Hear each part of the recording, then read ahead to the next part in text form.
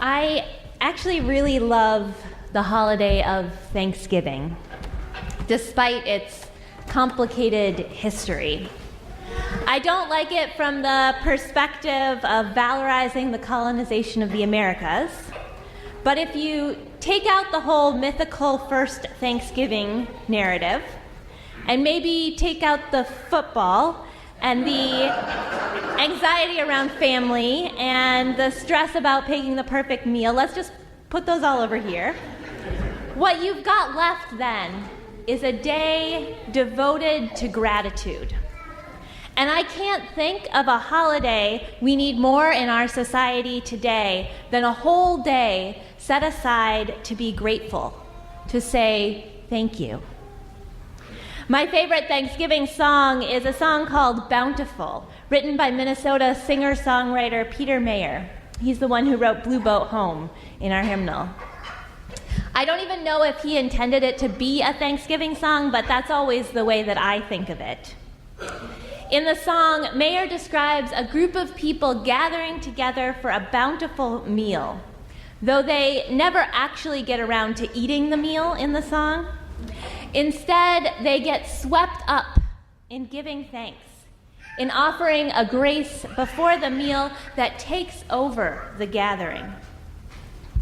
They don't just offer a little prayer of thanks. Instead, they stand and dance and sway around the kitchen.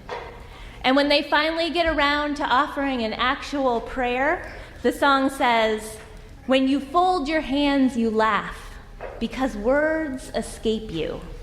So when you pray, you shut your mouth to bountiful."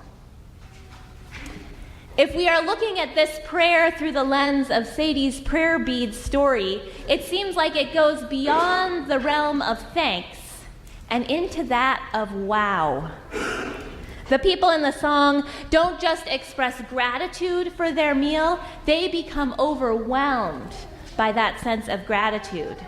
They're struck speechless by the abundance of what is before them.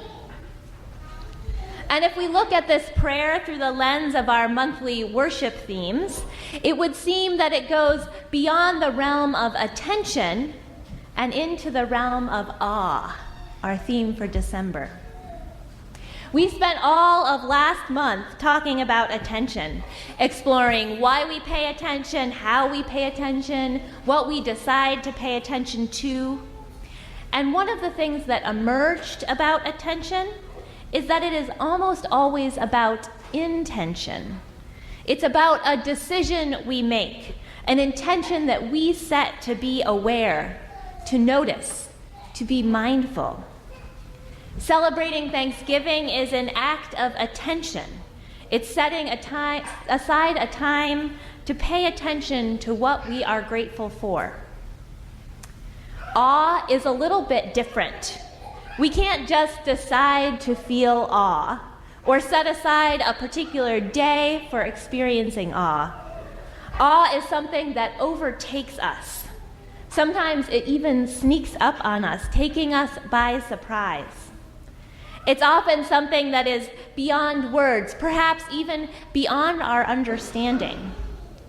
The Rabbi Abraham Joshua Heschel describes awe like this: "We can never sneer at the stars, mock the dawn, or scoff at the totality of being. Sublime grandeur evokes unhesitating, unflinching awe. Away from the immense, cloistered in our own concepts, we may scorn and revile everything. But standing between earth and sky, we are silenced by the sight." Words escape you, silenced by the sight. This is the experience of those moments of awe, when the wonder of whatever is in front of you, of whatever you are experiencing, overwhelms you, overtakes you, and there is nothing else you can focus on, not even coming up with the words to describe that moment. When have you felt that sublime grandeur that Heschel describes? When have you been immersed in the totality of being? When have you been silenced by the sight of something so amazing or so beautiful that you do not even have the words to describe it? When we think of awe, the scene that often comes to mind is gazing at the starry night sky, looking into the vastness of the universe that makes us feel so small and yet a part of something so large at the same time.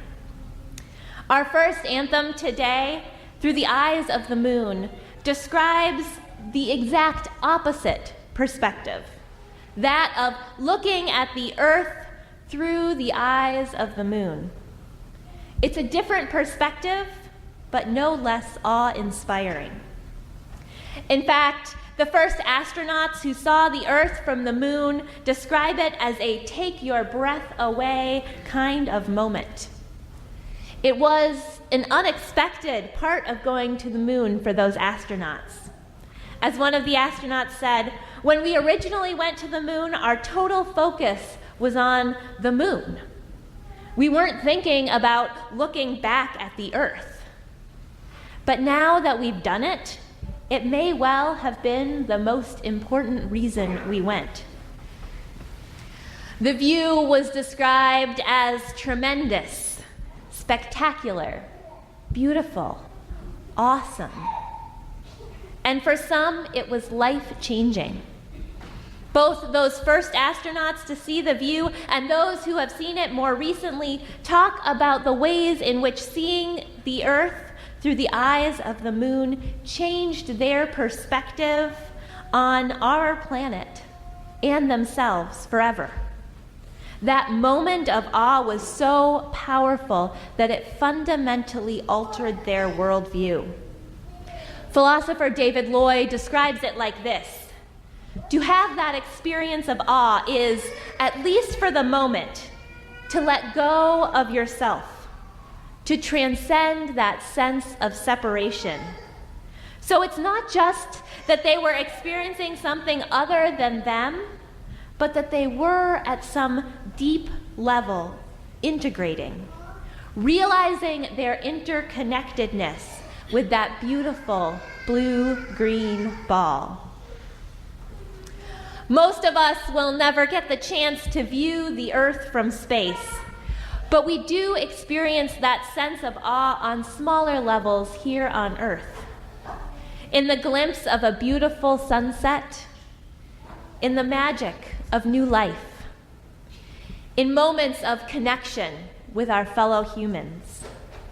In these moments, we do let go of ourselves and realize our interconnection with all that is.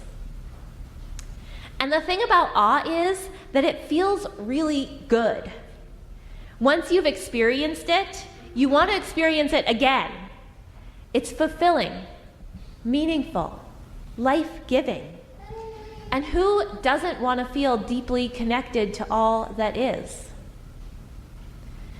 But unfortunately, we can't control awe in the same way that we can control attention.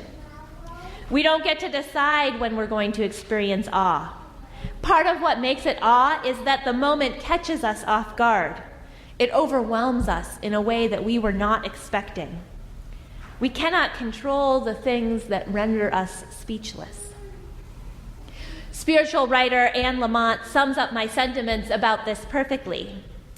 As a tiny little control freak, she writes, I want to understand the power of wow so that I can organize it and control it and up its rate and frequency. But I can't, she says.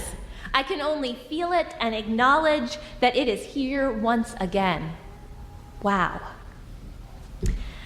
As someone with some tiny little control freak tendencies of my own, I totally get this desire to organize awe.